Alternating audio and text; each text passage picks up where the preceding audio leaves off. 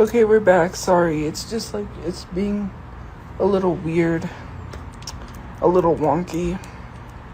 But yeah, I want to come on here and say something because I don't know, someone posted. First of all, it's not about. They tried to say it was about someone else. It wasn't. And somebody said it wasn't about that. It was about somebody else. Yes. Okay, so I do want to talk and say that when I'm saying things like this and I want it out there, even though everything that has happened, I don't hate her. I just want to say that I don't hate anyone. So, anyways, I saw someone had literally posted basically saying that the reason why I said I was essayed is because I was mad that I was rejected. First of all, I was never rejected. Let's make that 100% clear. When you are, especially spending time with someone, and, you know, there was like a lot of things like talks about life and, you know, when you have deep conversations with someone, right? And to be honest, it was a lot of mixed signals. I was never rejected. I'm going to say that. Never. Not once. No one would be this upset or this hurt over being rejected. I've been rejected before. I would not be this upset if that was the case. Nothing about anything was me being rejected, nor was I in a relationship. Let's get that 100% clear, because I don't need people running with that. I was not in a relationship. There's that. But there was a lot of things, you know, and yes, maybe it could have went there. Who knows? I don't know. I'm not here to blame. I'm not here to be mad at people, talk bad about people. I'm not mad at her. I'm not angry. I'm upset, and I have a right to be upset. For people to sit here and say I was rejected, no. And I was worried about social media if something did happen, because to be honest with you, it was a huge age gap. It was 20 years. I'm not gonna sit here. I'm not gonna lie. I'm gonna tell the truth. People are like, when people make jokes literally about underage people, I'm like, I just laugh at it. I just think it's funny. But yeah, she was older. There's that. I'm not gonna lie. Okay? And I was worried because I was like, well, you know, first of all, I wasn't going to go to the internet. I wasn't going to say anything if something did happen, right? Like, if there was a relationship. I wasn't going to say anything online because I already know how people are. And I didn't want the internet to ruin the relationship if we had one. But mind you, we never had a relationship. To be honest, it wasn't as, you know, I don't like to call her by the other name. You know what other name. It wasn't her. I didn't have feelings for her or anything. It was someone else that I had became friends with, and then I slowly started progressing feelings.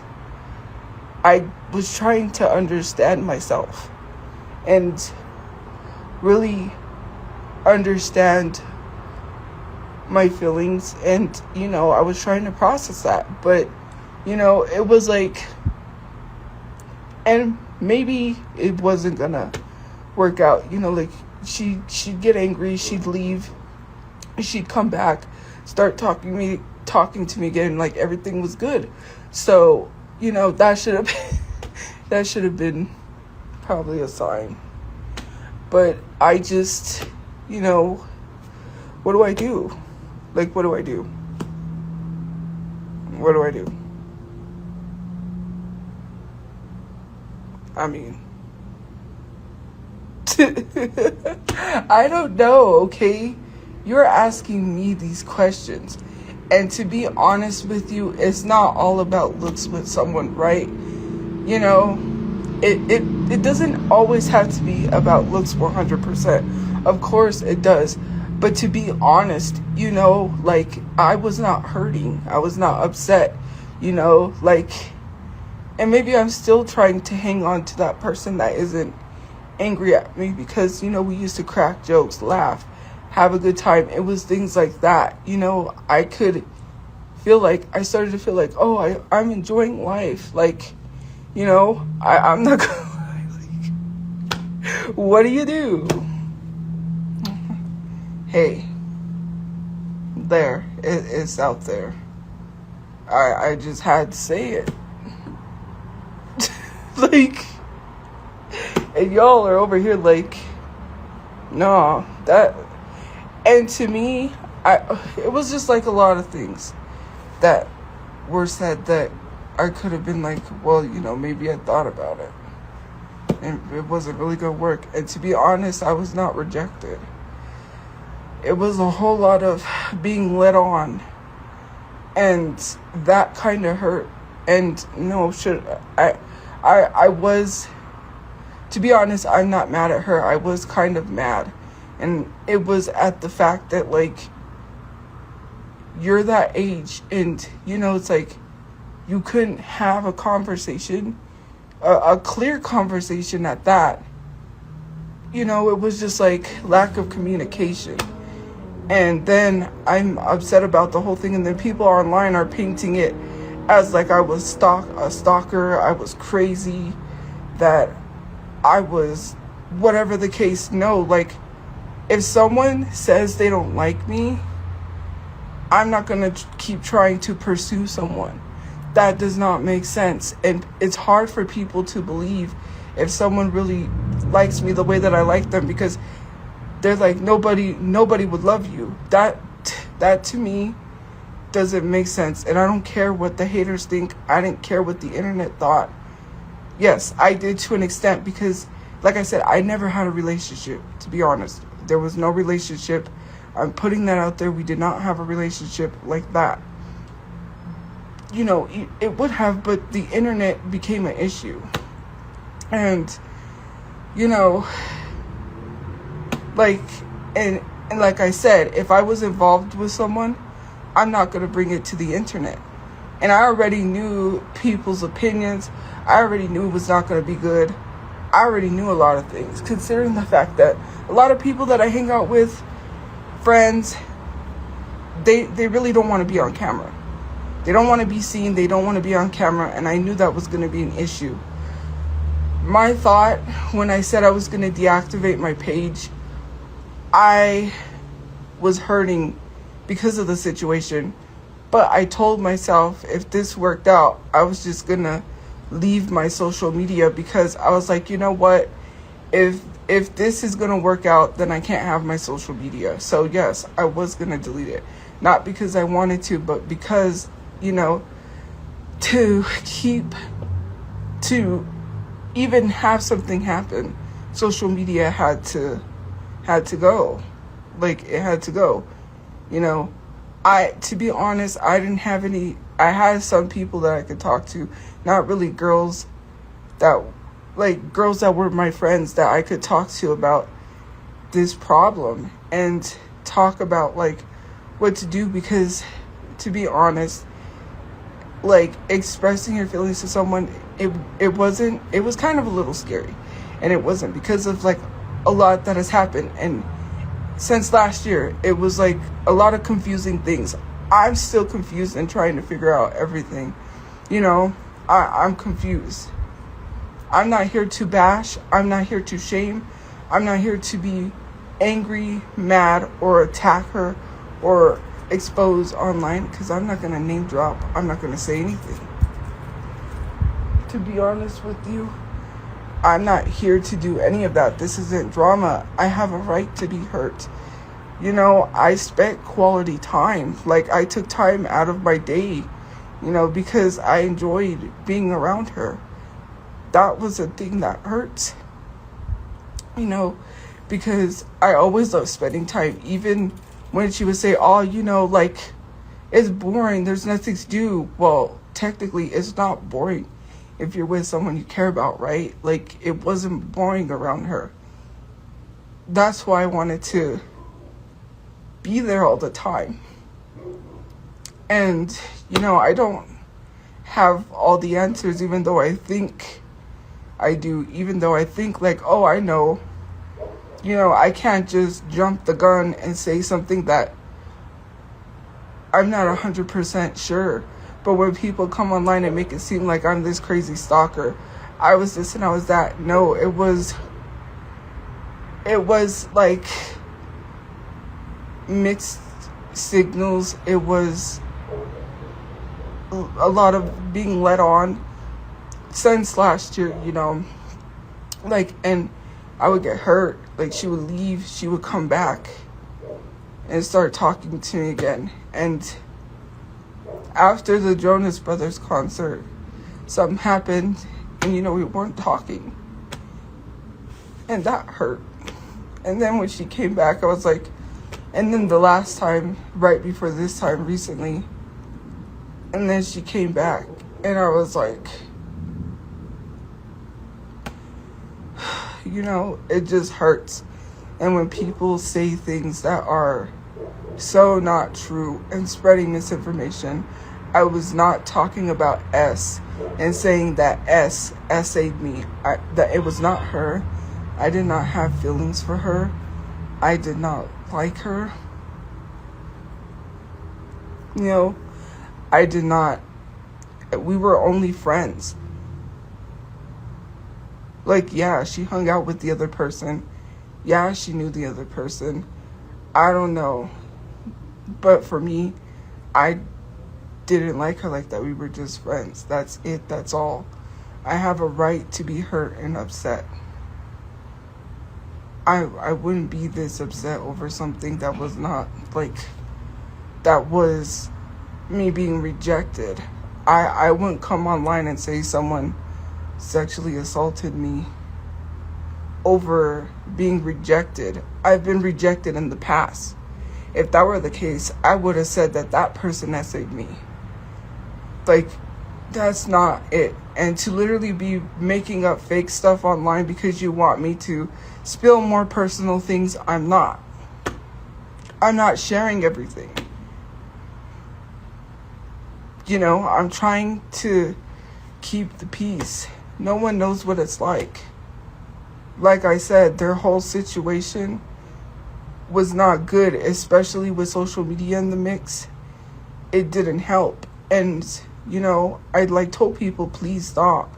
No one wanted to listen.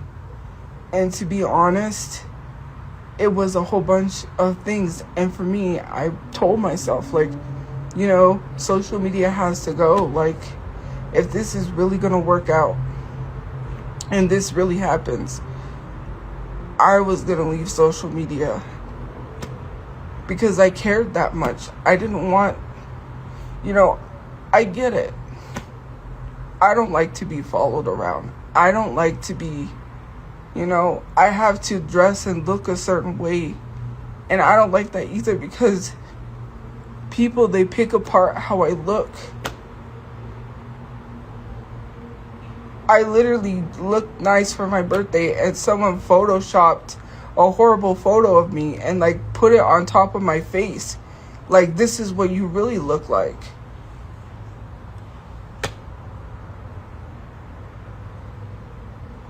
I have to walk around and not look a certain way because people, literally, they make photos adding extra weight. They talk about my looks all the time. And having someone that cared about me, that didn't judge me because of social media, that didn't, call me ugly or didn't, it's a lot and it's hard to deal with. And to tell someone that they're not supposed to be like someone said one time on the line, they were like, why are you acting like you're heartbroken when you're not really a heartbroken person? You don't know. You don't know. I'm saying it again because I said it before. I never had a relationship. I was not in a relationship. I wanted one. I was emotionally attached. And it had nothing to do with being rejected. I was not rejected. I was not rejected, so. And yes, be shocked by the 20-year age gap. I mean, hey.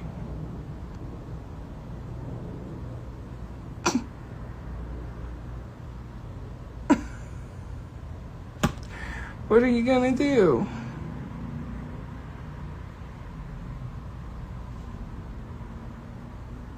How do you know she's white? She could have been black. I'm just kidding. I'm not gonna say anything.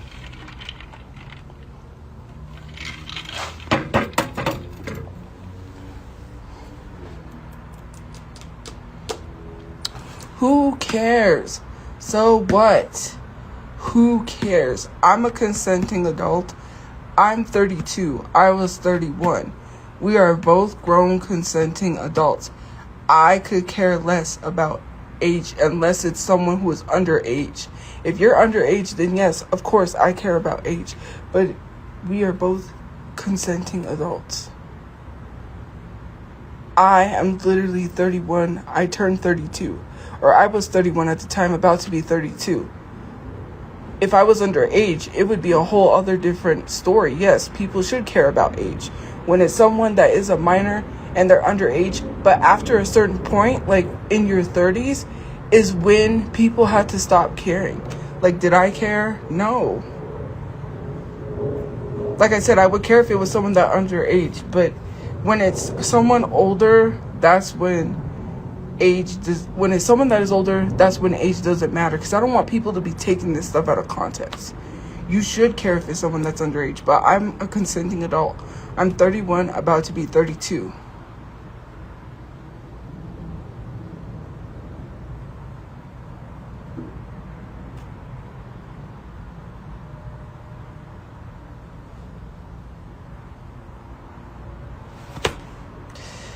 I was not desperate. I just literally told you we became friends. Then over time, the feelings grew. It wasn't because I was desperate. Mind you, I wasn't expecting to fall in love with someone that was 20 years older than me. I didn't, like, this is a shock to me. Like, you're shocked. I'm shocked. Like, I was not, like, this came out of nowhere. I was not out here trying to look to have a relationship with someone. That's not my thing. I was trying to get my brother married and get a place to live. I was trying to get a house. Like, I was not out here trying to have a relationship. It just happened. It just so happened that my feelings started to grow. And it wasn't because, you know, how when you hang out with someone a lot and then all of a sudden, yeah. No, it was more than just that. Like, you know, and to be honest, like, to be truthfully honest, I'm not trying to be here and bash anyone, be angry or be mad or talk crap about someone. Like, it doesn't always have to be about looks 100%. Yes, looks some like, you know, a little bit, but it was a lot more, you know. Like, at the place we were at, we would stay up late and have conversations about things, you know, cool things. A lot of conversations, you know.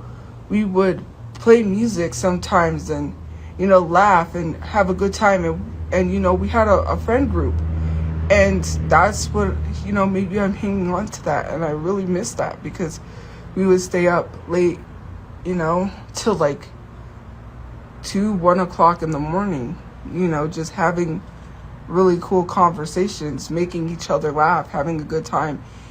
And the whole time, like I said, I didn't have to worry about the negative comments or TikTok because I had someone there that made me feel like I deserved to be happy, you know. Like, at one point, you know, pushing me, being like, you know, you should keep going with this social media thing because prove them wrong. Don't let the haters tell you you can't. Like, you know, just being really super supportive, that was also a thing.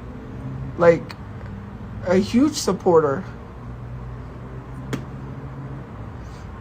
Like, you know, I didn't have to, and even, you know, just like having that person who, you know, it's just hard.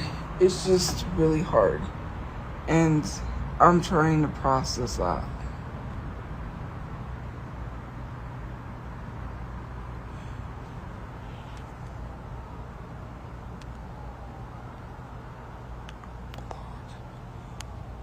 Like, yeah, so uh,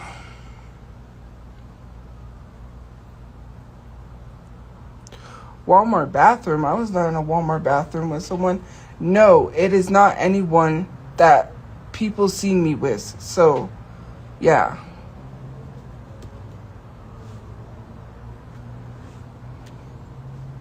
And I don't think that person's 50. They're old, but I don't think they're 50. Ooh, what is that? Ooh. It's like, yeah, that person is definitely not 50.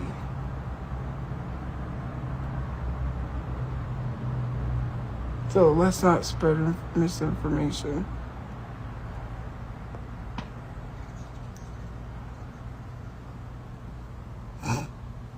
Well, there's that.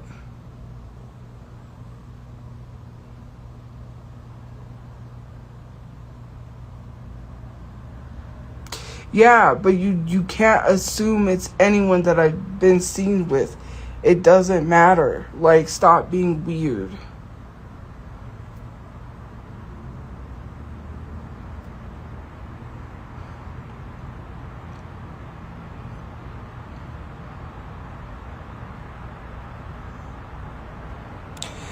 I'm not gonna let people be rude. You're gonna get blocked. Yes, I did say that. But you literally said it was someone that you seen me in the, or that someone seen me in the bathroom with at Walmart. No, that's not the person. Like, why are you trying to say it's someone it's not? Like, why would I even be seen out with somebody? That does not make sense. If I know how social media is, why do you think? Like, no.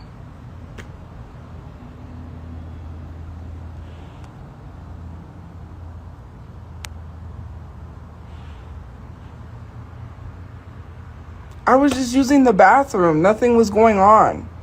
Like, you guys, I never did anything with anyone. I don't know why we're having this conversation. Like I literally said, I'm not out there trying to sleep with somebody. Like, why is it that everyone's brains goes to sleeping with someone? I'm not trying to sleep with anybody. That's not the whole point. For me, I'm not trying to have a relationship with someone to sleep with them.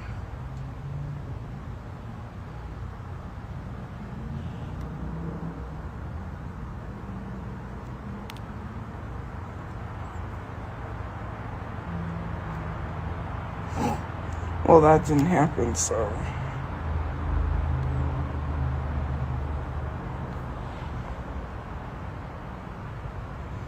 I literally post videos. That does not mean that I literally post videos. And people are saying, oh, you're posting thirst traps. They're literally lip sync videos. Lip sync videos has nothing to do with intimacy. That's really weird. That has nothing to do with anything. I could post whatever I want. It's my page. That has nothing to do with sleeping with someone. Every time I post a lip sync video where I'm wearing makeup or I'm dressed a certain way, oh, she's in heat again. No one said anything. I'm not in heat. I'm not even literally thinking about that. I'm trying to get a place for me and my mom, and I was trying to bury my brother. This was just the unexpected thing that happened. I'm not here to bash. I'm not here to say that I'm mad or angry or talk down or talk bad on someone. I'm not. I'm not here to do any of that. You could twist whatever you want. You could go post and try to make it seem like however you want it to seem. But why are you literally attacking someone for being in love? That does not make sense. I don't understand. Like, I was working on myself. I was talking to a therapist. I was also working on getting a place to live, and people are saying they ain't gonna help you. Well, I'm literally getting help for a place to live. That literally makes no sense. I'm doing everything I'm supposed to be doing, and you're mad because you're saying I'm not, because you want to keep continuing to use that as an excuse to harass me. You're mad because the one thing you want me to do is get a job that I already have. I have a job. I'm getting a place to live that I'm going to be paying for. I'm seeking a therapist to talk about my problems. I'm doing everything, and then people, even though I'm doing everything to change my life, you're still trying to sit here, make excuses, and continue to keep things going. I don't get it. I don't get it. Yeah, well, that was stupid of me, Sarah. That was stupid of me. God forbid, yes. And to be honest with you, when it happened, I was blinded, like I said. But even then, if someone sexually assaults you, that does not excuse it. It doesn't matter. You can sit here and say, well, you were still in love with her. Me still being in love with someone has nothing to do with feeling violated. You can still love someone and still be sexually assaulted at the same time. That does not excuse anything. Stop making excuses. Someone can still be in love with someone that, like, let's say abusive relationships. There are lots of women who are in love with their abusers, that are in abusive relationships because they stick around because they're in love with them. That does not diminish the fact that they were being abused. You can't sit here and say, well, you stuck around. You were still in love and he was still abusing you, so that means the abuse didn't happen. Stop victim shaming people. It doesn't matter what was going on, what someone was doing, or anything. That still does not diminish the fact that I was violated, that I felt uncomfortable. It still does not change anything. I could have still been, it doesn't matter. If I was in love with someone, that still does not mean that I was not sexually assaulted. Like, why are we sitting here victim shaming? Women in abusive relationships are still being abused. That does not diminish the fact because they're in love with the person. Sometimes you're in situations where you think, oh, they'll change. You can fix them,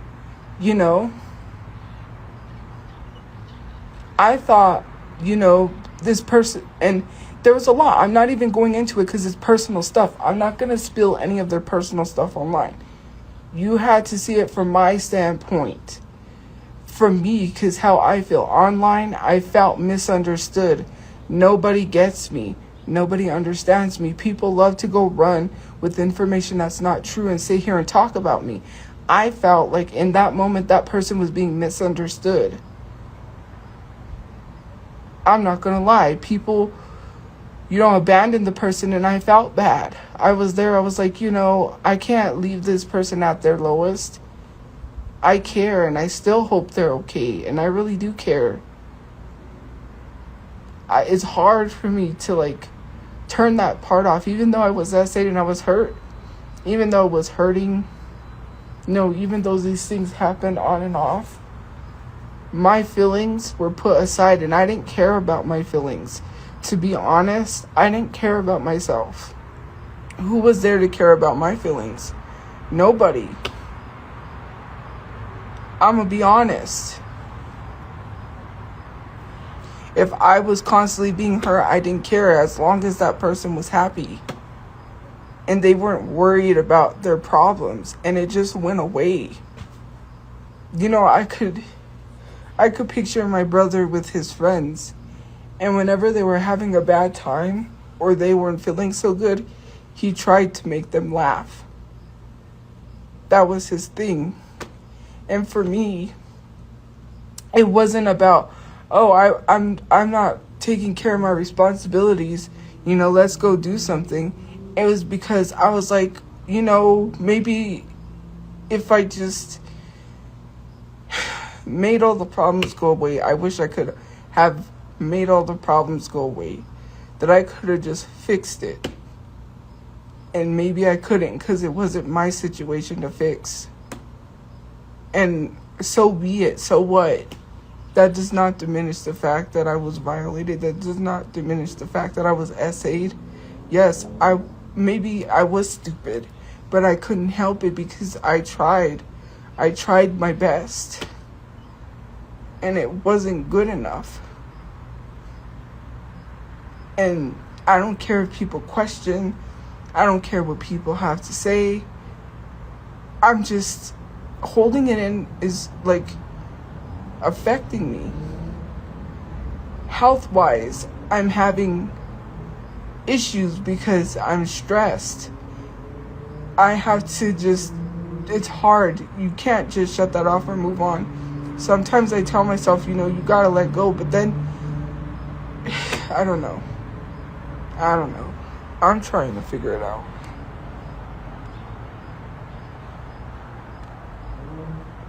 Because I don't want to make it a bigger situation than what it is. I don't have to explain myself why I'm not reporting it.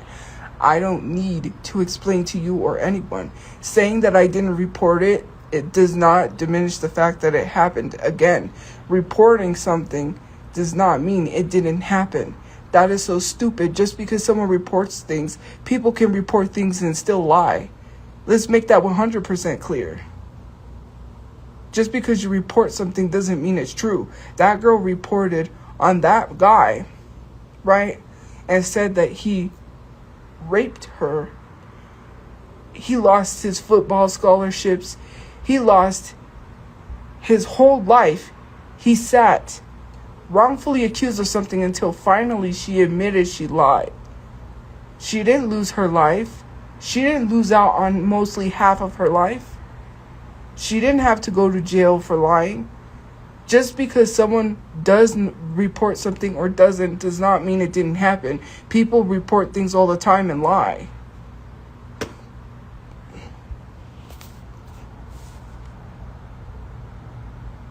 Well, you don't even know who it is, so.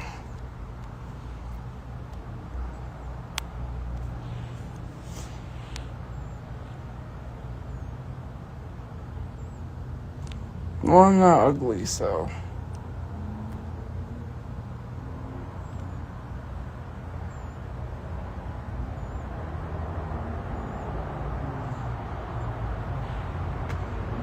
Like I said, okay, for me personally, right, you're saying she could essay more women. I'm not even going to get into that situation because I'm not even going to. I don't know everything. Like I said, I'm confused myself and I'm still trying to figure it out. Even though I think I have the answers, I don't know.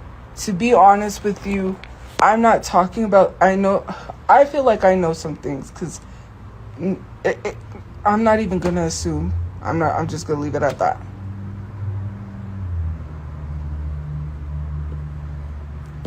All I know is no more women are going to be involved. Well, I don't know. That's what I assume. There's reasons. I'm not even going to get into it. I'm not even going to assume because I feel like the whole social media thing, that's a whole other thing in of itself. And from what I pieced together, I'm not even going to say it. It's what I feel is not being truthfully honest and lying to me and not telling me the truth about the real situation. And that's that. And I'm going to leave it at that. Why are we sitting here literally victim shaming and trying to justify any way that we can? It doesn't diminish the fact that I was violated, that I was essayed. That does not diminish anything. Hello? I have not lied. I literally have proof from GoFundMe that I didn't scam anyone. People want to sit here and say I scam people out of a GoFundMe. I didn't lie about that. When I asked people for money, when people raised money to help me to literally pay for my rent, I paid my rent, and I showed the receipt that the rent was paid. The money went towards the rent. When people raised money on GoFundMe to help me pay for certain things, it went. Not once have I ever come on this app and lied. Yes, maybe I did. Maybe I did say some things because I was trying to protect myself and my identity. When I came on here and said that I was straight at the time, maybe in some instances I did feel like that. But then recently, I'm trying to protect myself to keep myself safe because the situation is not good. Because the situation I'm in, I can't be in love with a woman because being gay is wrong. And I cannot explain that to anyone. You guys know that.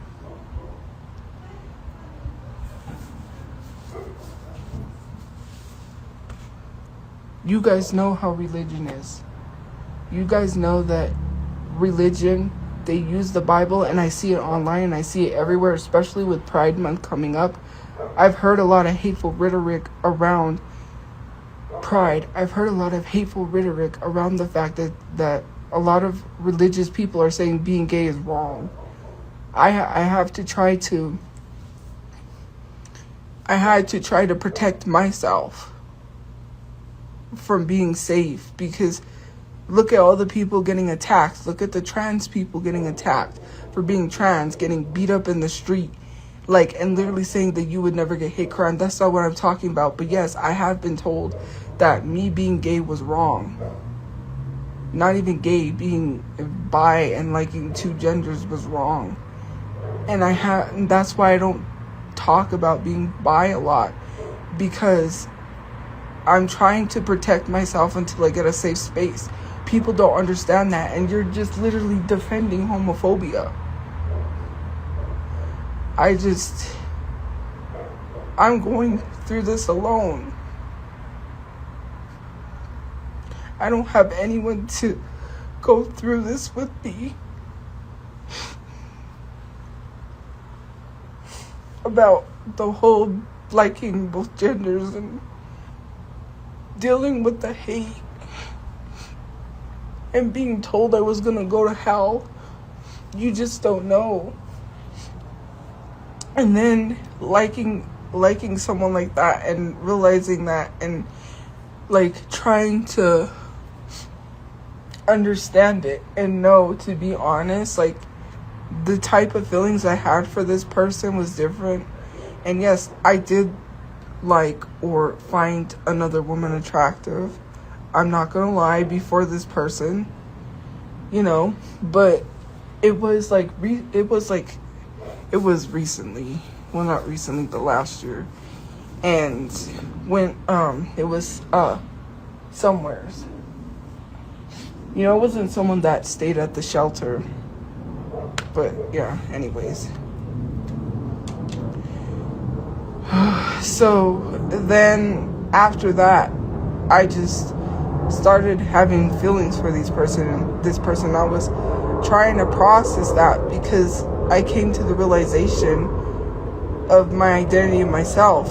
And then, when something would happen, I couldn't go talk to this person, because I would talk to them hey, they said this and that really hurt me. Just hearing that it's in the Bible and that we need, and hearing that online, it's in the Bible, you need to come to Christ, you need to repent of that, or you're gonna go to hell. These are things that I'm trying to be safe, and people just wants me to be unsafe. People wants me to be unstable. They want to make up things.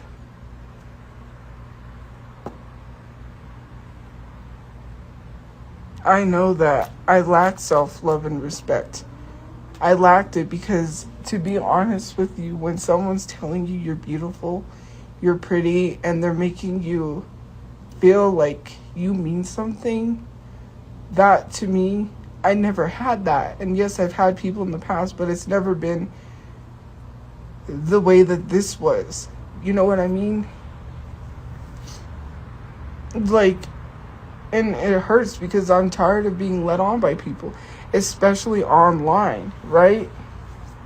Like online, I've had people literally make it seem like they were in love with me, like they were interested, like all of these feelings, and then, they just yeet. And people make jokes about that. That's not funny. Like I said, I'm a hopeless romantic and I can't help that. And it sucks because it's just like I keep getting hurt.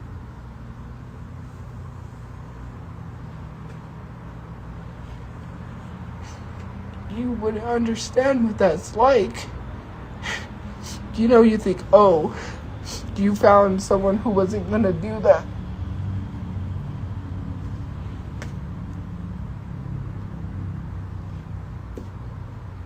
You believed it. And then to make me feel like I'm wrong because of how I felt. Okay. That does not diminish the fact of what happened to me. Again, even if I said I was blinded, even if I said I still love that person, that does not mean that it's okay for them to do what they did. And that does not mean that you get to sit here and say, well, if you don't report it, it never happened. Like, can we not victim shame people? It's so crazy. Like, God forbid. You guys have all been probably in a situation like this before. You've been led on by someone. You've been hurt by someone. You've been heartbroken by someone. And you act like you've never went through this. Like, you would, if you were in my situation, you probably would have done it a lot differently than you say. You sit here and you tell people how to do it, but you wouldn't do it that way either. You wouldn't have done it that way. And you wouldn't have. All I cared about was other people's happiness because I didn't want them to be hurting. I'm sorry if I care that I want other people to be safe and happy. God forbid I care about anyone else but myself. Yeah, you learned, right? For me, it's hard because, like I said, I've never been in a relationship. I've never dated anyone. Hello, of course, obviously, that's all I know, especially if someone's showing that they really care. Obviously, I'm going to believe it. When I say I really love someone, I mean it. I don't sit here and lie like that. I didn't think anything of it.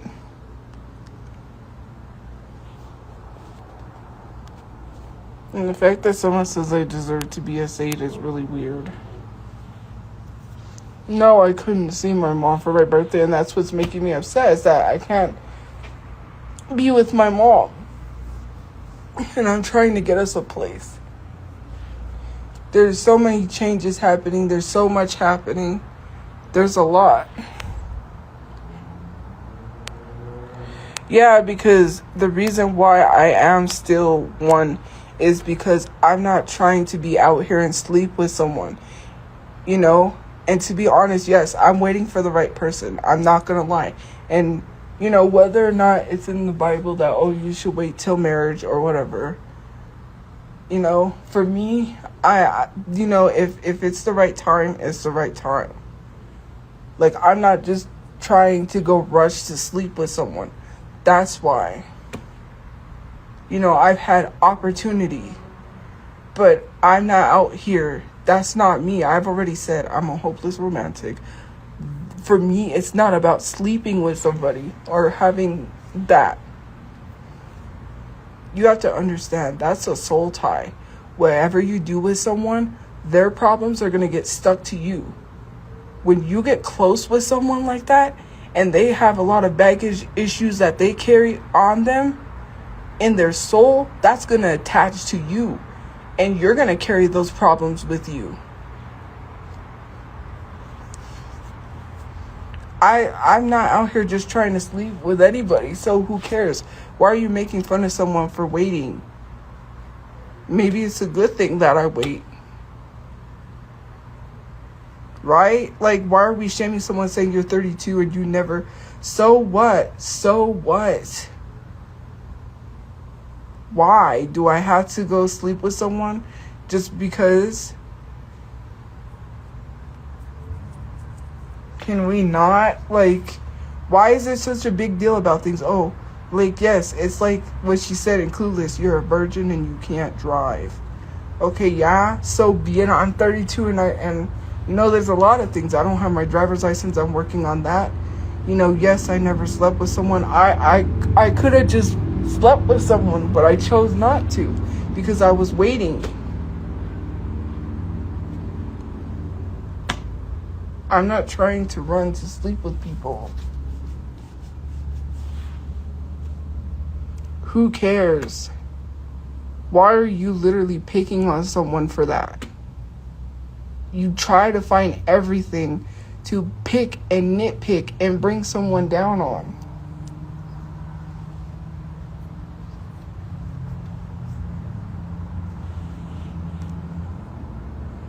How did I make it to the concert in the casino? Well, the concert, I took a lift. When I went to the Jonas Brothers concert, I went by Lyft. The casino, my friend was taking me. And I wasn't even spending my own money at the casino, by the way. Who said I am comfortable with my life? That's why I'm going to therapy, so I can talk about my issues. Hello? I don't know what you're saying, so I could get a lift to my mom. First of all, the Jonas Brothers concert was last year.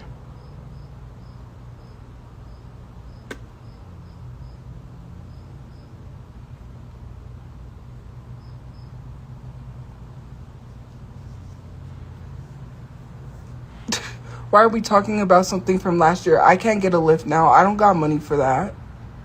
I only got money for the few things I can do. Saying, oh, well, you got a cake. $20 is not going to get me over there to see my mom. It's a $50 trip there and a $50 trip back. I don't got $100 just to go and come back. And plus, like I said, I was suspended the last time I left. They're not going to allow me on property. So how am I going to go see my mom if I can't even step foot on property? You're not understanding that because social media lied to them and told them I was trying to harm myself. So they said I had to get evaluated before I could come back. You don't need an evaluation to stay at a shelter. They lied because the lady that got fired there did not like me due to the fact that I became friends with this older woman who I don't know. I messaged her, she didn't answer. So like I said, that person, I think she passed away, and I'm trying not to be upset about it, but because I know she would have answered me. She hasn't answered. But anyways, she had a heart condition she was dying from. That's why I feel the way that I feel, because she had a heart condition she was dying from. And the last message she sent me was this really long, supportive message talking about how I was strong and how, I guess she said my mom would be proud of me or something, I don't remember. All the stuff that I'm dealing with social media and how I'm strong and I push and I persevere through that. Anyways, I was having an issue and I wanted to talk to her, and I had messaged her and said, hey, how are you doing? And then no response. So I believe she passed away. So that's something that I'm dealing with, as well as the grief, because I don't know. Like, I haven't seen her or talked to her in a while.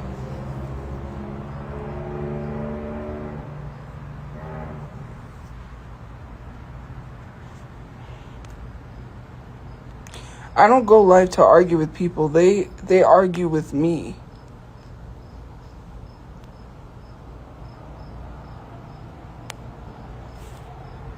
No, my mom didn't pass away. It was somebody else. No, that's not what she wants me to think, because she would have answered me. Trust me, I know.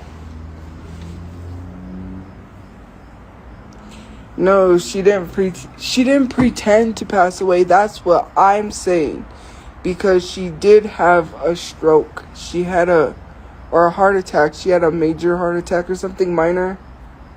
And she told me about it. And from what I know, she was dying of a heart condition. So that's why. And no, she's not trying to get away from me. I don't know why people say that. She was helping me with the lawyer, by the way, because I told her about the social media stuff. She said you could get a pro bono lawyer. Mind you, she had a lot of lawsuits. She had a big one with Wells Fargo. She was in lawsuits with people, suing them. She was the one that had a lot of information. And with everything that was going on social media, she was trying to help me because I did tell her about the harassment. I did tell her about the doxing. There was a lot of stuff that was happening at the other shelter. To be honest, they tried to say that I was filming. There was some things which I don't know if this person is watching or not.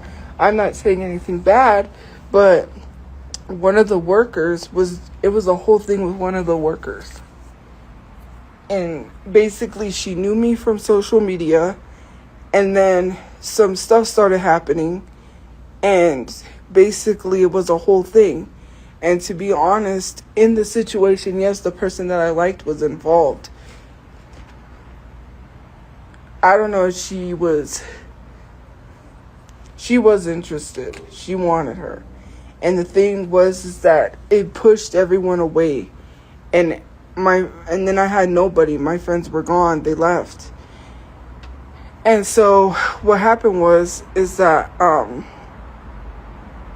that lady, which I know, came to me after the whole situation and said, if you need anyone to talk to, I'm here. That's basically what she said. If you need anyone to talk to, because about my whole situation of losing my brother, which she knew, well, kind of, because she knew me from social media. And I thought that was odd, because to me, oh, so now my friends are gone. You know, they're not here, and now you're telling me to come confide in you. And I'm not trying to say this in a rude way. Maybe she meant it to be genuine, but there were some other things, and I'm not even going to get into it. And to be honest, that's not okay. And then I know who told. I really did. I left property to go live. And I guess it was being said that I was going live on property. And I know exactly who it was.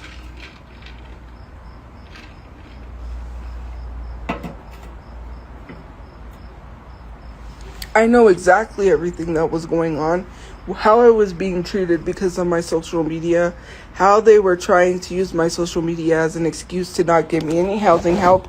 Yes, and I had to go live. Like, nobody understands. I left property to go live because I had to pay my phone bill. I have to pay my storage. These are things that I have to keep up. My storage still isn't paid, and I'm worried. I'm waiting for Temu and then I didn't set up the video right, so I had to redo it. And I know I'm gonna get paid, but I hope in time, because if not, I'm gonna lose my storage.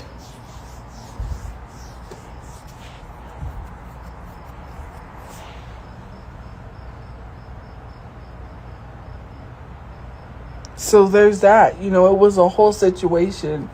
And I was trying, and then it was another situation I had to get involved in. Well, I didn't have to. A conversation got brought up, and then basically it stemmed from that. And then he said that I had to tell someone and that I wasn't going to be exited, to turn around. And then they said that they was going to exit me because it was a whole conspiracy, which was not true. I think they seen something on the camera they wasn't supposed to see.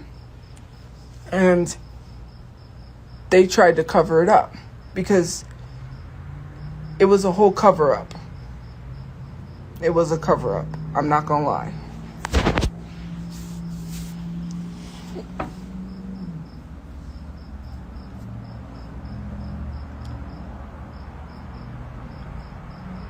What does any of this stuff have to do with having a job?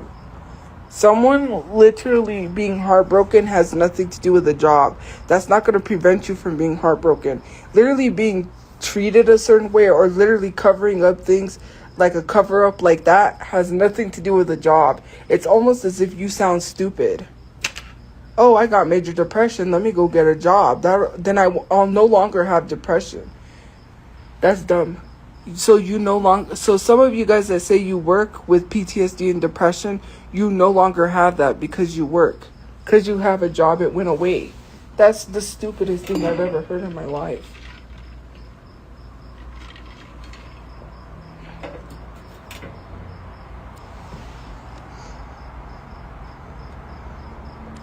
Who literally said I'm more worried about a relationship? I have to wait for my housing. I don't know how many times I have to tell people that housing just does not happen overnight. They cannot get me a place right away. I don't understand what you're saying. I am working on a place and I'm talking to my therapist. All I have to do is wait. I've been in contact with the people for housing. To sit here and say I'm worried about a relationship, yes, I have a right to be upset while also working on my housing. They're helping me. I'm waiting. That's what I'm doing. I didn't put my housing aside to care about a relationship. Stop making excuses so you can continue to bully and harass someone. That is so annoying. You want to sit here to continue and to use things as an excuse to bully and harass me because you know when I change my life and when I do what I'm supposed to, you have no excuse whatsoever to harass me. So you can't lie to people and tell them why you're harassing me. Just say you want to be a big bully and move on. The only reason you want to continue to keep things going, which you don't care about any of that, is so you can continue to use that as an excuse. Well, if you work, then you no longer have depression. Because by your logic, or by that person's logic, they said if you work, you wouldn't have these issues. So you work, so you shouldn't have depression. You see how dumb that sounds? And you sat there and you saw that person say that and you didn't say anything. Some of you guys really need to use your brain. Speak up and say something.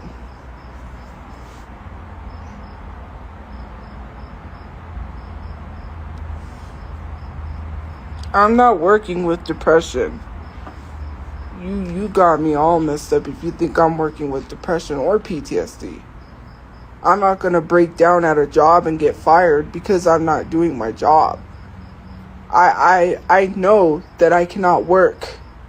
You can work, and that's good for you. I can't work. So, if I can't work, then why does that bother you? Who cares? We're not all the same with depression. Major depression, if you have major depression, we're not all the same. You and I are not the same person. You need to stop diminishing people and stop telling them that everyone with major depression is the same. You or I don't even act the same. You don't know what I have to deal with. And yes, sometimes major depression for some of us is debilitating. I don't even want to get out of bed. I don't even want to shower some days, even though I have to. I don't even want to cook. I don't even want to function. I don't even want to enjoy life. My major depression is hard and it's beating me down, and I'm talking with a therapist to help fix that. My PTSD is bad, and it doesn't matter. Yes, everyone has PTSD and depression, but you can function at a job where I can't. I'm not going to go work a job to get fired because I'm not doing my job. I don't have motivation to do anything. And the only reason why I do social media is because I don't have money to pay for my bills. I have to be making money. I'm making money getting paid from Temu to do these ads. If it wasn't for Temu, I wouldn't be able to pay for my storage, much less low my phone bill. I am trying to function the best that I can and do what I can. It does not matter what type of job I have. Whether it's social media, whether it's a real job or not, if I'm paying my bills, if I'm paying my rent, if I'm affording to live, then why does it bother you? Again, you're liars. If you really want to sit here and say, well, you need to change. You need to work on yourself, and I'm going to therapy, and I'm making a living income. Then okay, I'm doing what you asked. Social media is a job, whether you like it or not. I just said why I don't have a house. Do you not understand why I don't have a house? Because I'm waiting. You know wait lists are a thing. I cannot walk up to them and say, hey, I'm Tophia Slide Out. Give me a place to live. That's not how it works. There are people ahead of me. There's a lot of people trying to get housing. And no, I'm not under Section 8.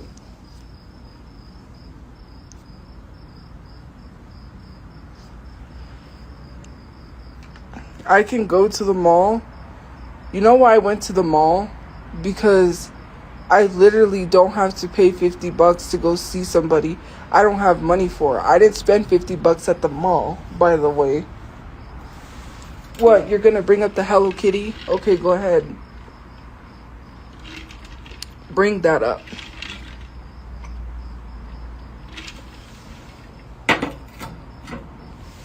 I just explained why I can't go see my mom.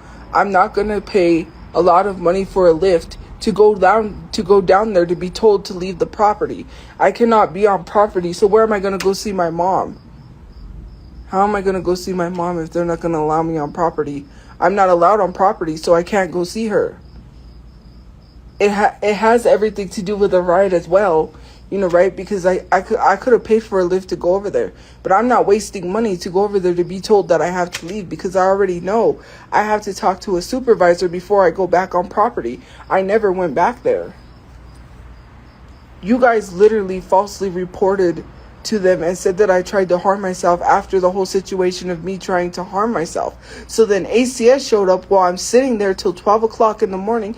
You know that I almost got dumped under a bridge and all I had on was a hoodie because they told me that I couldn't be on property. They didn't even tell me what was going on until 12 o'clock in the morning, so I could have found a place to go. I had to pay for a motel room. Luckily, I had the money from social media, or else I would have been under a bridge. All because you lied, and you want to sit here and act like it's my fault, but you've been harassing me for how long?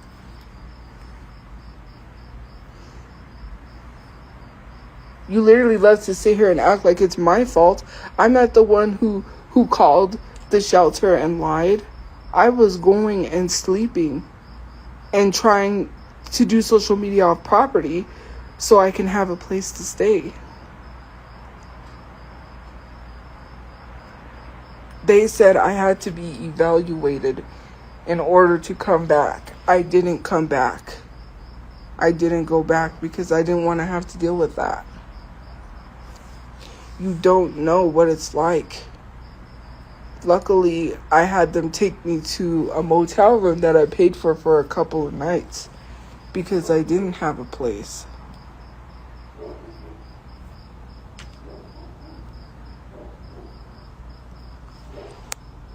I'm going to report your account and force you to face reality. How about that?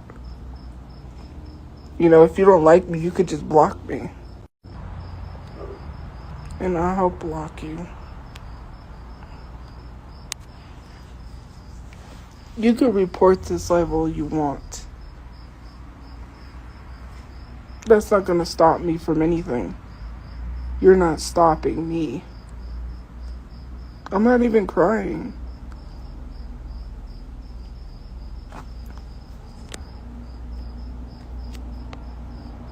So,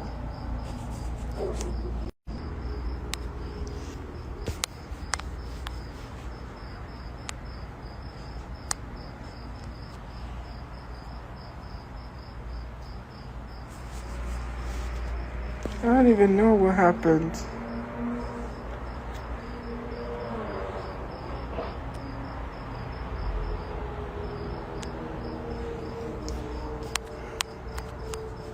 I really don't. It's a hot night because my phone is overheating. There we go. I don't know why it's blurry.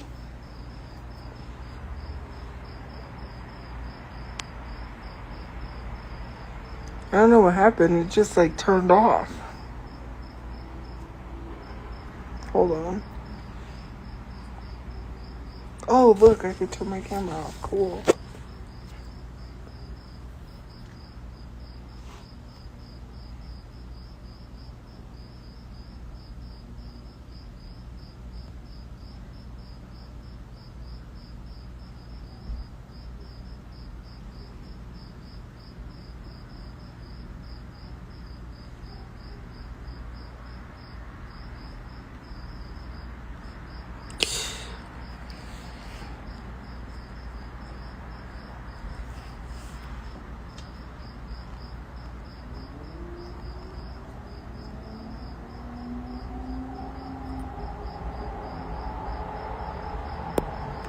You know what's funny? When you say that you've seen homeless and disabled people get jobs, why should disabled people have to work? Literally telling someone, especially because if that's the case and you can see homeless disabled people getting work, then why don't you help them to not work? Why do you want disabled people to work? Are you that heartless? You know that disabled people shouldn't have to work. Why don't you make a GoFundMe like all of these other content creators and help retire them and help them so they don't have to work? If you really want to claim that you don't want to donate to people that are scamming, then why don't you help those that you know need help?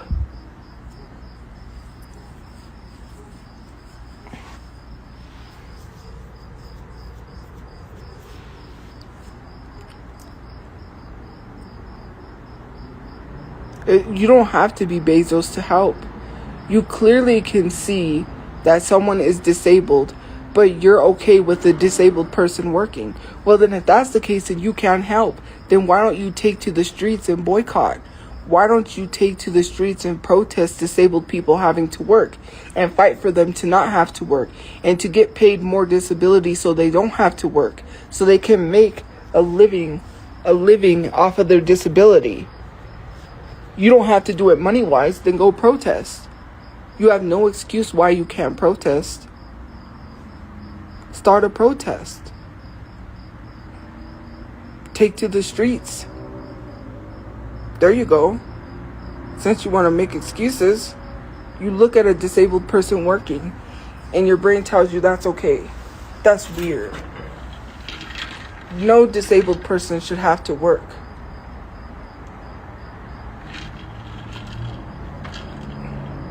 Just because you think disabled people can function at a job, and then saying I'm not disabled. Well, I am.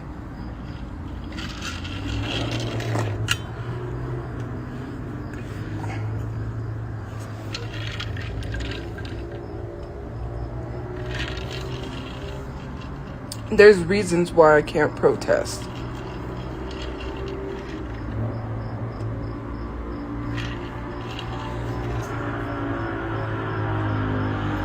Like,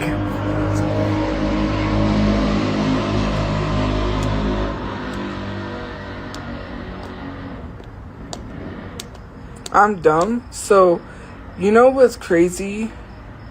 Ableist. Nobody said disabled people can't work. Disabled people shouldn't have to work. That's the thing. You're not understanding. Disabled, and some of you guys should know this. Disabled people can't make too much money, by the way. Disability does not give enough for people to live off of. So that's why some disabled people work. No one's saying that disabled people can't work. I said they shouldn't have to. Some of them don't have a choice because they have to make a living. Their disability is not enough. And for those who really don't want to work, shouldn't have to. But they don't have a choice. Those who choose to work can if they want to. No one's saying disabled people can't. Weird. Don't try to twist what I said. This live stream is recorded, by the way. I could repost this if I wanted to. Yes, disabled people can live normal lives, but some of them don't even choose to work. They have to because they can't make a living with their disability alone. Disability is not enough. Trust me, I know. My dad was getting disability. It was not enough. You're not understanding what I'm saying because you're trying to misunderstand it on purpose. And you ain't going to do that because this live stream is recorded and I could repost it. Nobody's going to lie on me. The whole live stream will be reposted.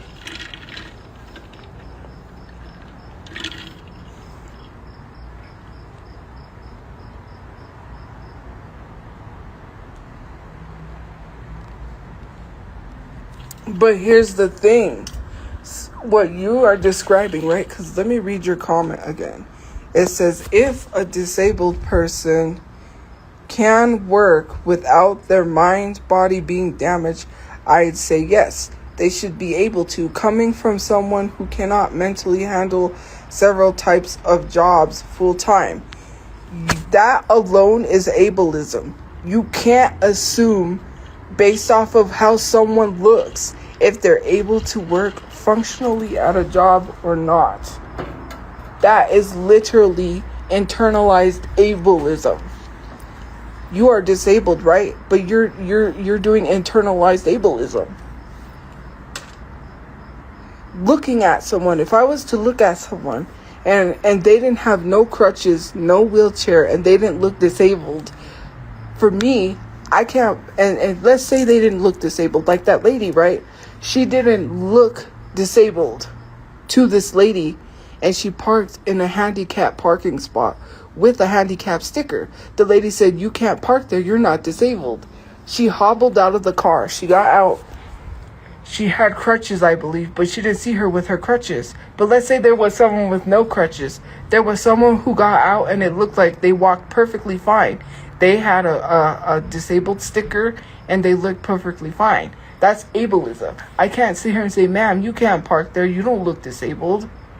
People don't have to look disabled. People can look like they can function at a job and still not be able to function. We cannot sit here and decide what we think someone can and cannot do. You can't sit here and assume someone can work a job. You can't say, well, oh, you can go do all these things. I'm doing all these things to mask my hurt, my pain, and what I'm going through. I go out and do things so I don't have to sit here and be depressed, which I could easily do. I do a lot of the time. I don't go out every single day.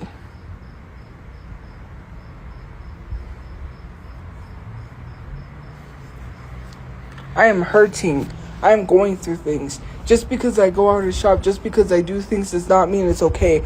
I'm trying not to have a breakdown in the middle of Walmart and start crying in front of people and start bawling my eyes, because even if I cry, people are going to look at me like, who's this weirdo? No one stops to care to say, hey, are you okay, when they see someone crying.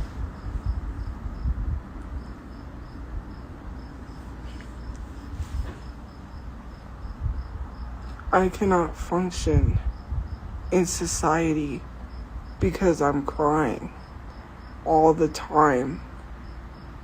I've been through so much hurt and pain and heartbreak that I'm trying to keep my composure and my mind away from negative thoughts. When I go somewhere and have a good time, I'm not having a good time. I want to break down and cry the whole time I'm there. When I'm shopping at Walmart, getting my groceries, I just want to fall to the floor and cry. When I'm out going to do something, I can't enjoy myself. My mom is not with me. My brother is dead. I had to process that someone I thought was the love of my life didn't love me. It was all I was being led on. And I'm confused and still trying to process that. I'm trying to understand everything on top of my housing and why I'm getting treated the way I'm getting treated. My brain does not function like everyone else's. I want to lay down and not get up every day. I can't do that. I want to not function. When I went to the Hello Kitty truck, I was excited to stand in line, but the whole time, my brain was just sad. Do you know what someone had the nerve to tell me? They had the nerve to yell out of their mom van, their raggedy gray van, go home. That ruined my whole day. Like, I'm not supposed to enjoy myself. And I went and I was happy in line. And the whole time I wasn't really happy. And I have to put on this face People film me all the time. If I'm crying in public, someone's going to film that and then post it. I don't have a private life. If I'm being seen with someone, oh, you're dating them.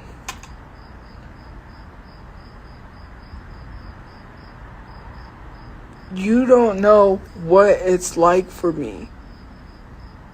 When I step out, when I go somewheres,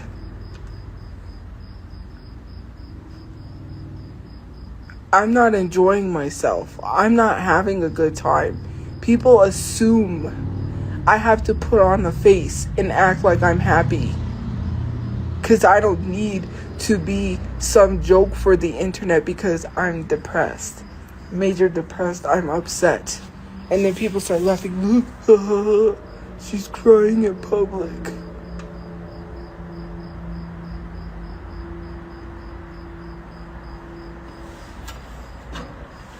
I'm not your jester.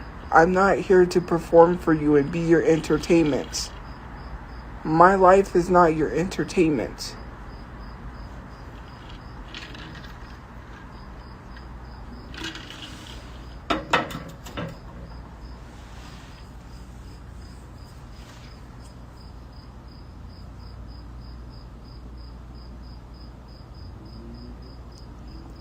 Nobody said I was crying in public.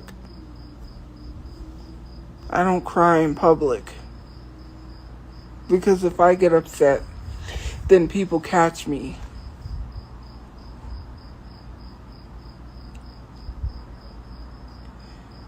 Yes, I'm drinking from the Hello Kitty cup. Yeah, because I am a very emotional person. I'm really emotional. I cry a lot. I can't help that. So what? Are you making fun of somebody for crying a lot? Yes, I cry a lot. Call me a big baby. So what? I'm hurting. I have never been able to process anything since before my brother passed away. I'm always in constant trigger. I've been harassed so much, so I've had so much things happen to me. I haven't processed anything from the next. Do you know that when my grandmother died, my other grandmother died? And yes, I didn't have some sort of slight feeling. I was kind of sad. But to be honest, my dad's mom was never a good grandmother. She was really rude, mean. And, there was a lot of things in the relationship. And I tried to have a conversation with her on Facebook. I tried to, maybe I said, hey, if I talk to her, maybe she would want a relationship with me. The only reason she contacted me on Facebook was for money. My mom's mom died, and I would go visit her a lot. I would go to her house. I would go hang out with her. I would talk with her. We would have conversations, and I don't have that. I have to go talk to a grave. My friend died at the same time. On my birthday, by the way. And I still haven't been able to process that.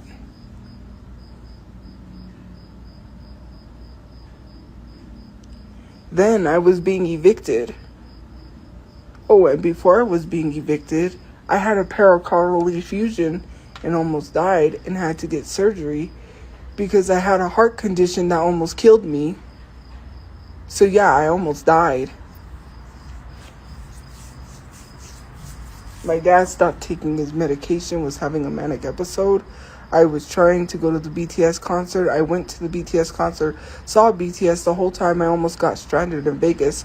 On top of that, I had to figure out how to get home. Luckily, some kind person on the internet gave me half of the money I needed for my ticket back. Thank God I didn't spend any of the money because someone gave me money for In-N-Out and I had to use that for a ticket back. Then that whole situation happened where I had to come back home to my dad having a manic episode and having to deal with that because he was not on his medication. Then what happened was I went to okay, we're back. Well, that was not the issue. Okay, so I'm going to explain the whole situation. So what happened was is I made it to, so I get there to get my bus. They said I missed the bus because Z-Trip came late. Mind you, I called them. So I called the cab company way ahead of time. So what happened was is I had planned it. So I told them what day and what time they needed to be there way before. I didn't call them the day of to pick me up. I called them and I planned it. They didn't show up on time. When I got there, they said, oh, the bus is gone. And I said, okay. Well, then, because it was going to take me 2 days to get there, so I thought. So then this other bus, the same bus that I was getting, they said I would get there in time. I did get there in time. So I paid $20 for them to fix my ticket. He said round trip. He looked at me and he said round trip. And I said, yeah, round trip means there and back, right? So I did round trip. When I get there the day of, the bus was late. They said the bus is going to be late, so you're going to leave late. Okay, fine. He's trying to fix my ticket. He says, your ticket's not round trip. And I said, what? I said, the guy even looked at me and told me round trip. And he had the ticket. They had the ticket in a safe, but they couldn't unlock it because they didn't have the key. I don't know, something happened. They couldn't find the key. They didn't have access to the safe that had my ticket in it. Whatever the case. So then while I'm there, I says, well, can I change my ticket? He said, well, you have to call this number, right? So then I said, oh, so I can get my ticket changed because I'm not going to get on this bus, get over there and be stranded. And he said, oh yeah, he assured me everything would be fine. So I got on the bus because I was reassured. So then I get there only to be told it's going to take 72 hours to fix my ticket. I said, I don't got 72 hours. I was only going to be there for 2 days. No, for a day and a half. And this guy is telling me he can't fix my ticket. That's what the whole situation was. So then I was misled to get on this bus. You know. So yeah. That's what happened. I didn't go over there with no ride back. I had everything planned. I get home, and then my brother had invited me. This was like a week after, I don't know how long after. He says, hey, do you want to go to the Backstreet Boys concert? And I was like, yeah, sure, Backstreet Boys. My brother's a huge Backstreet Boys fan. And I was like, I'm not missing this. I go to the Backstreet Boys concert. I get home. I think it was a week after I get sick. And, you know, obviously, COVID was a thing. I had my vaccine. I got vaccinated. And so I had a few symptoms, but I didn't have all the symptoms. So I went and I took a test, and it came back I had COVID. So here I am coming home to my dad that has manic episodes. He threw all my stuff away, mind you. I had this sewing machine I got from this lady that would have yard sales for $10. A lot of the table my grandma gave me, that was the last thing I had on my grandmother because he took the table. He was using my table. And my mom said, he started throwing stuff away, right?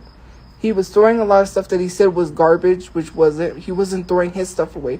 So my mom got mad and snapped at him and said, then why don't you throw that table away? If you're throwing our stuff away, then why don't you throw your stuff away? And I told her, Mom, no, that's the table grandma gave me. And she said, oh, and it was too late. So he said, yeah, I'll throw it. He goes, that's what he said. He said, okay, then I'll throw it. So he threw that away. That was one of the last things I had of my grandmother. Mind you, I had an empty Coke can from when I drank Coke in the hospital when she was slowly dying. I kept that. I kept the quarter from when we used the vending machine when at the hospital. I kept a lot of things. You know, it may be stupid to keep certain things like a glove that I had to wear when she was barely breathing. Every memento from the 4 days that my grandmother was dying, I kept every little thing because it was a reminder. I didn't have a lot of things that my grandma gave me because we lost it all in the storage. The only thing I hung on to was that table. She gave me that table. It was an old, like, little desk table thing. And my dad threw it away. He threw it away. Because my mom got mad and told him to throw it away, not realizing that was mine. But there was nothing I could do because sometimes he would take my stuff and he would be like, mine. That's mine. It wasn't ours. He would just take it. He would sometimes go in my brother's room, and he knew not to take my brother's stuff. He would take my stuff sometimes. Then after I caught COVID, we were being evicted. Then I had to deal with being evicted. Then I had to deal with the harassment and everything else. And then I had to deal with living in a car, trying to find a place to live, trying to get my dad on medication, my dad in and out of jail. I haven't been able to process anything since then. There is always something happening, and I shouldn't have to come online and explain. Because people think I'm functioning. I'm not a functioning person. And then I have to go outside and try not to cry when I leave to go somewhere because it's hard, it's heavy, it hurts.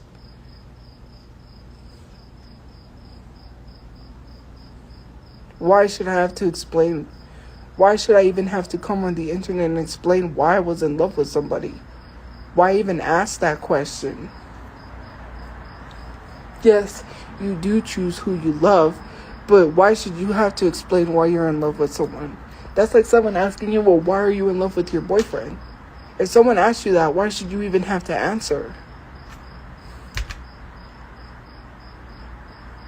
Like I said, I was not out here trying to date anybody. It just happened. I couldn't help that. Yes, I could choose who I like, who I love. I was not actively looking for a relationship. The feelings just, bam. I couldn't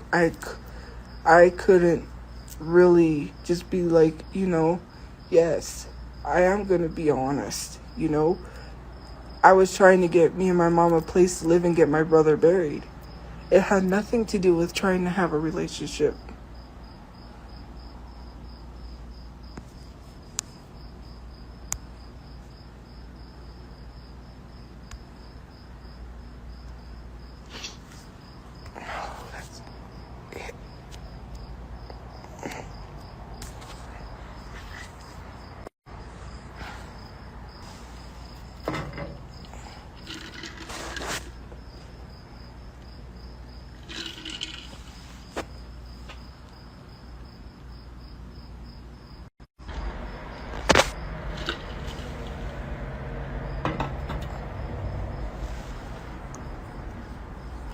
Oh my God. Is it still not gonna work? No, I didn't click that.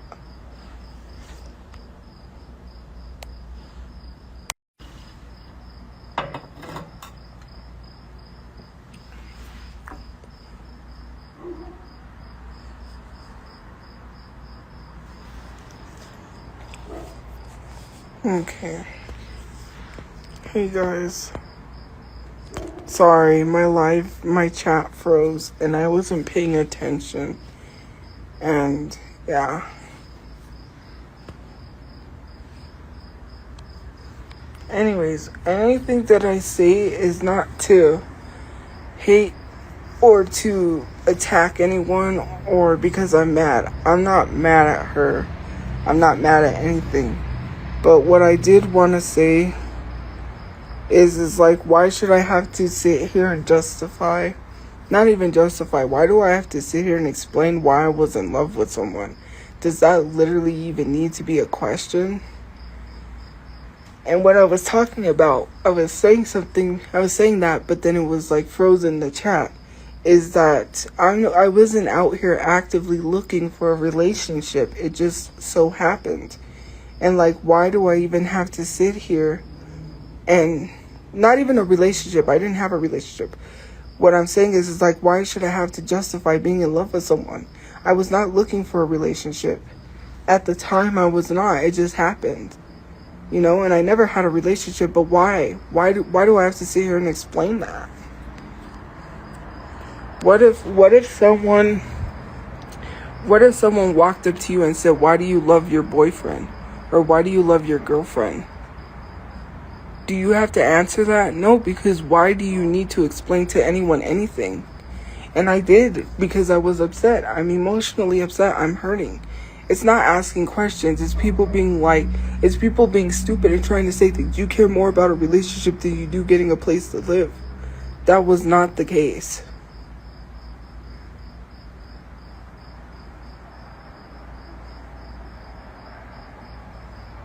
I just literally said why I spoke up about things, because it was hurting me to hold it in. I don't know why I have to talk to you about this. I journal already. I already journal stuff down. I already talked to a therapist. I already talked to other people. I'm still holding it in because I cannot lie, because I keep coming on social media, especially when I do show my face, and crying, and then having to explain, "Oh, I'm just upset," and then not being able to say anything. I already do those things. For me, it's to help me get it over it. Not even get over it, because I'm not going to get over it right away. To heal. I am trying to heal. How am I going to heal if I keep holding these emotions in?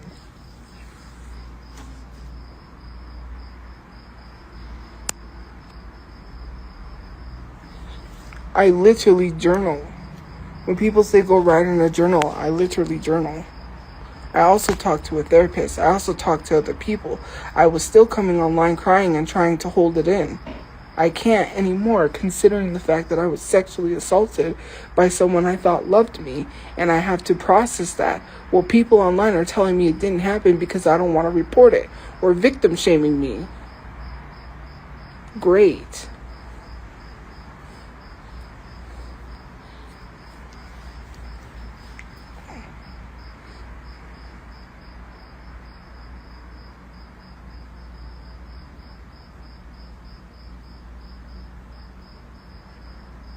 The stuff that I journal, I'm not even spilling on social media.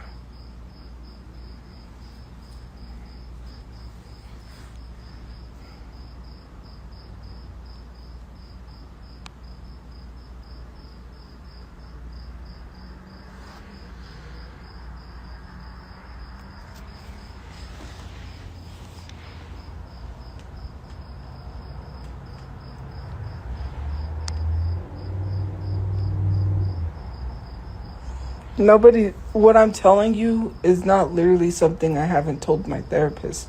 I already talked to my therapist about this. This is not something for the therapist, because even if I talk to a therapist, I'm still holding my emotions in, because I'm not telling you guys what's going on, and I'm crying. Hello? I just literally said why I told y'all.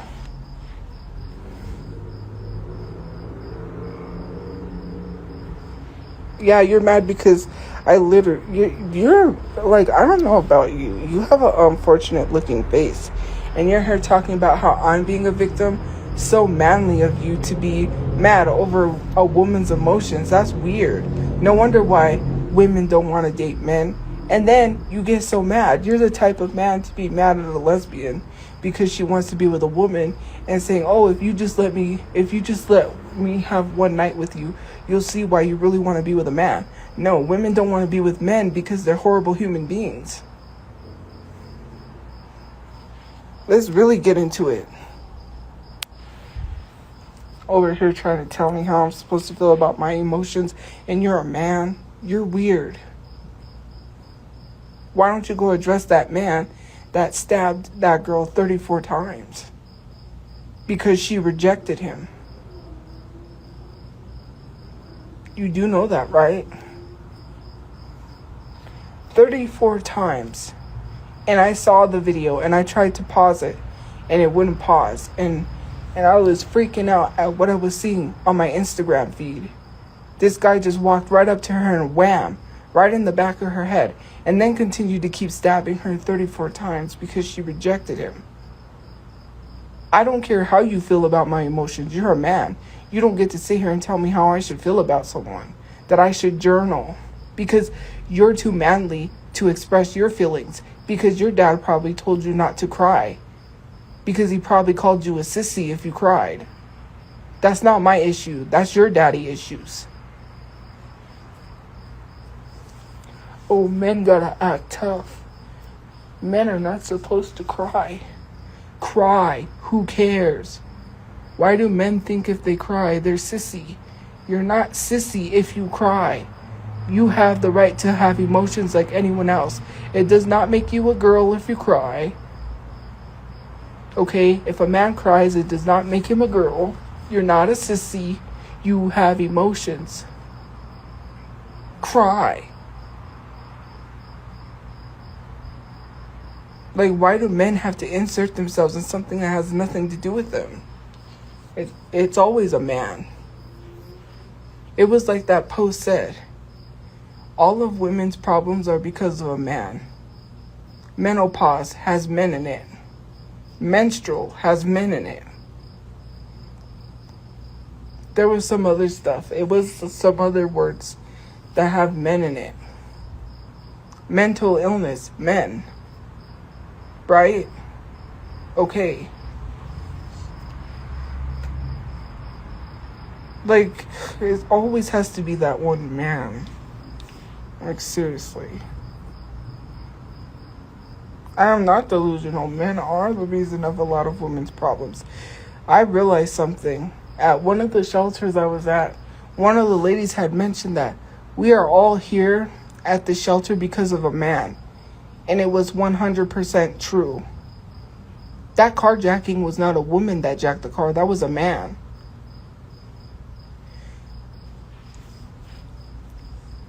All the issues that women had and why they were at the shelter was because of a man. That's not delusional.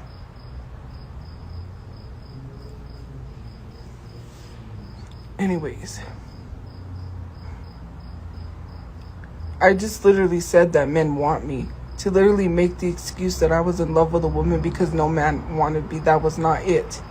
I do have someone that wants me. I literally am not interested. Like I said, I'm not out here trying to look for a relationship. There are men who have literally expressed their feelings for me, and I told them that I'm not interested in them like that.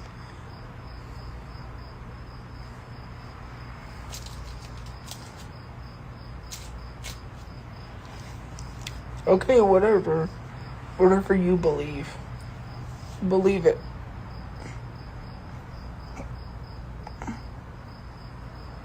Yeah, but I also got essayed by men. Twice. 2 different men. I've also encountered really creepy men. I've never encountered a really creepy woman. Yeah, the person I was in love with was not creepy. Yes, they did essay me. And I'm not gonna okay that or justify that. But I've encountered creepy men. Men that have tried to get me to go to their place and sleep with them. Predatory men. Pedophilic men who were trying to get with me when I was 19. And they were like in their 50s and 60s.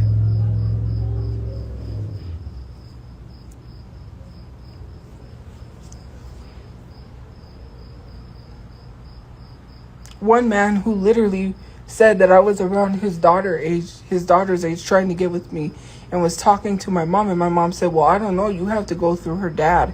She was kind of joking, but then when we got off the bus, she said, that guy was weird. And I was like, yeah, he was drunk and he was trying to get with me again.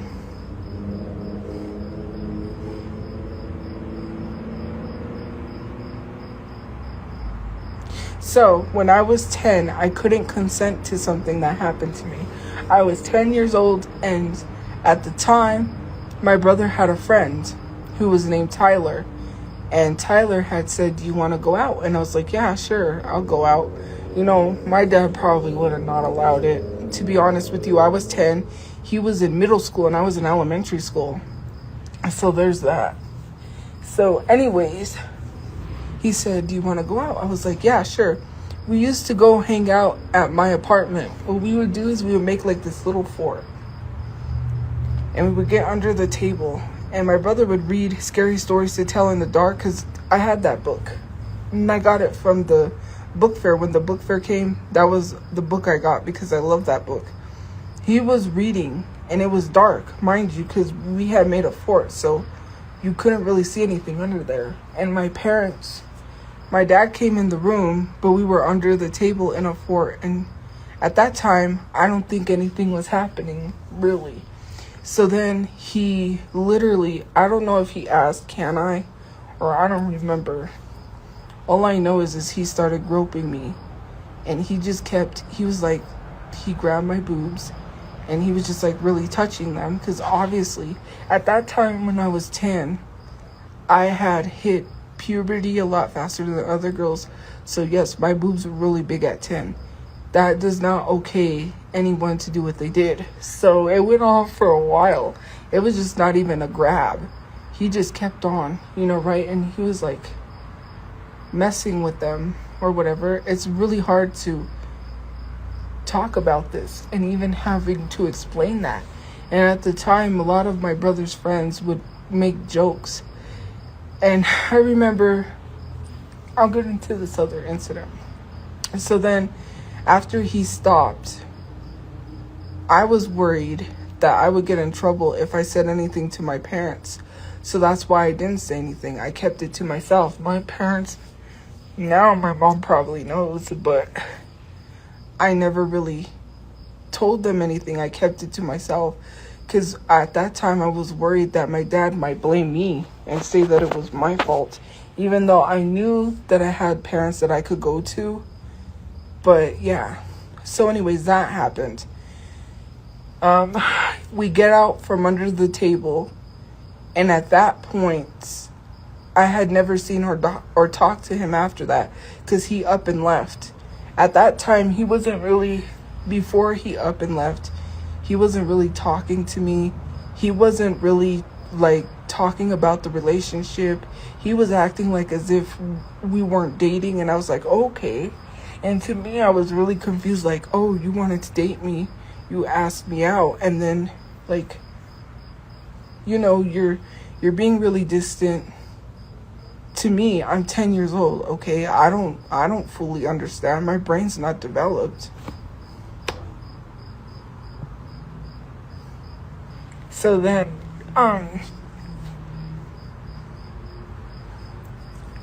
so then that happened. And then the apartments I lived in, there was these two older kids. They were in high school. They cornered me. Both of them cornered me, and they start talking about my private parts and making inappropriate jokes, being like, it's so hairy down there that you can braid it, or it's so hairy down there it's like a forest. Like all of these things, and I was just like crying. And I don't know. For me, that's really weird. I'm 10 and these people are, these teenagers are in high school. Like, imagine saying that to someone that is 10. Mind you, I was trying to process everything at that time. My brain wasn't fully developed.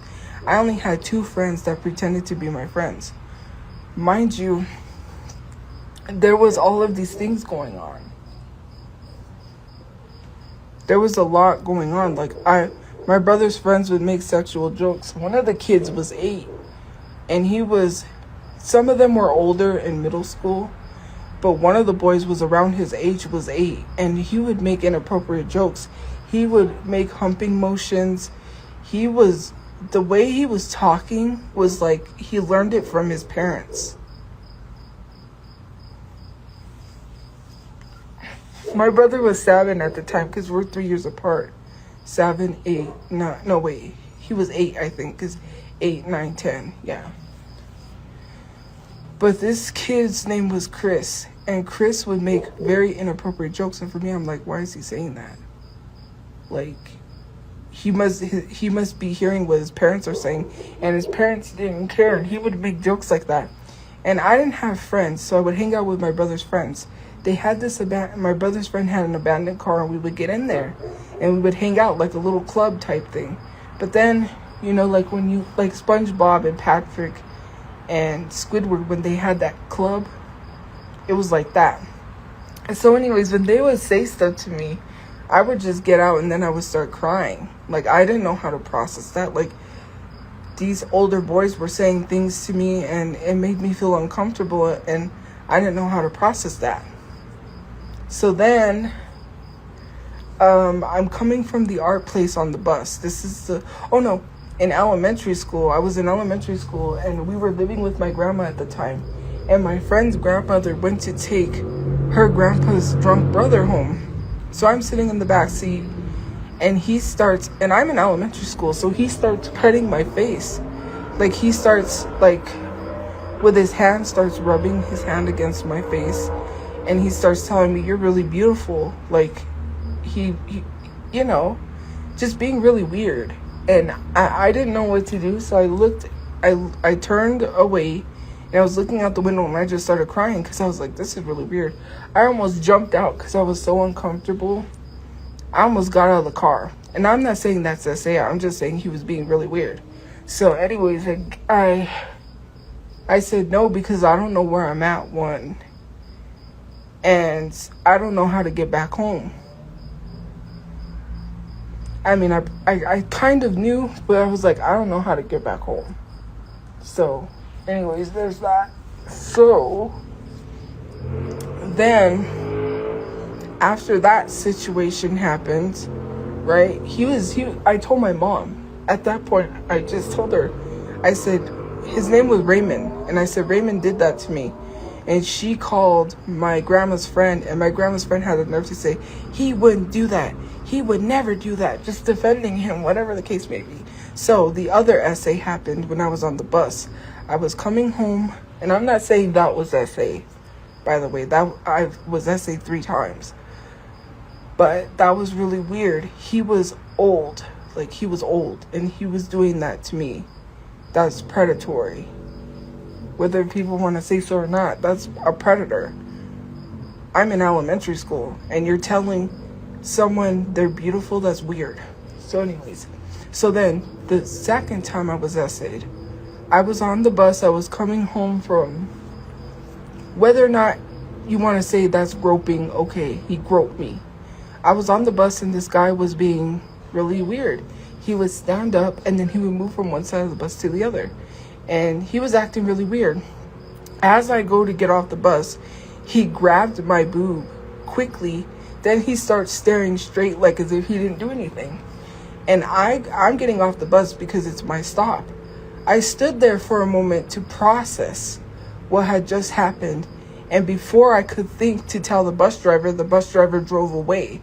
So I didn't even report it to the bus driver I was. But then it took me a minute to process what just happened to me. And there was a lot of people on the bus. Mind you, the bus was packed. But people wasn't paying attention because they were looking elsewhere. Nobody paid attention. That was the thing. Yeah, there was a lot of people on the bus, but people wasn't paying attention. So this guy grabbed me real quick, and I tried to process that. Like, I was like, that did not just happen. Like, I was in shock. And by the time I even realized to tell the bus driver, the bus was already pulling away. And then, you know, I was just like, it was too late.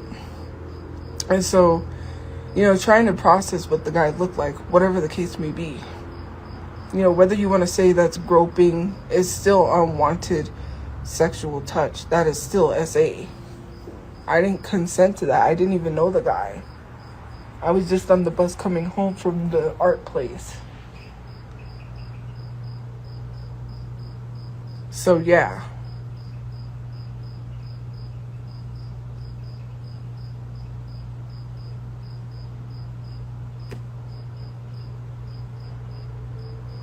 Because it is like, hello. What do you mean that essay stories are always boob grabs? Because they are.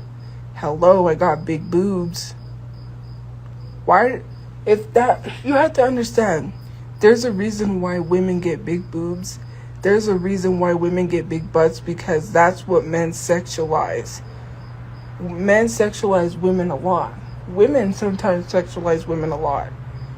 You don't see, and I'm not saying people with little boobs don't get grabbed, but there was a whole post about women and big boobs, and I can't remember what it was. Sorry, the 20% battery came up.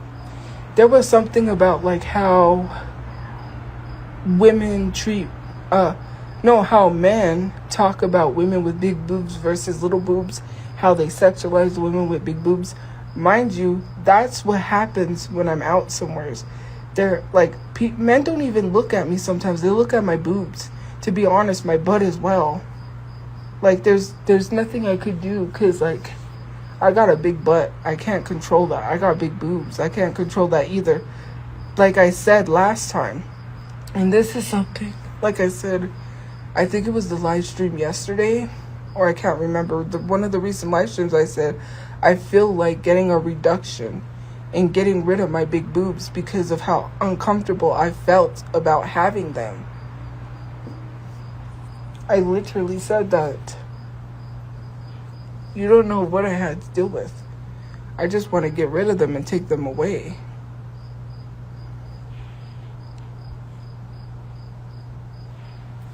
Because I was so uncomfortable.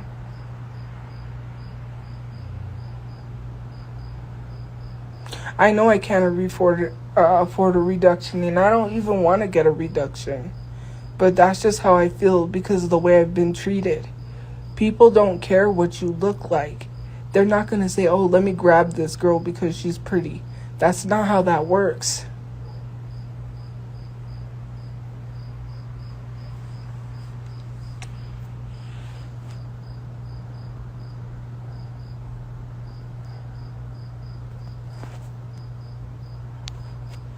That has nothing to do with men-centered. Me talking about men being really weird and literally sexualizing women is not men-centered. That's calling it out. Where did I center men in that? If I'm saying men are doing that, then that should not be men-centered. I'm not getting a breast reduction for a man. It's because I felt uncomfortable. Period. Anyways, I gotta get off and go charge my phone. Have a good day or night where you guys are. And I'll see you guys later. I gotta go charge my phone. Stay safe. Have a good night. I gotta go. Bye. I gotta go charge my phone. Anyways, good night, guys. Bye.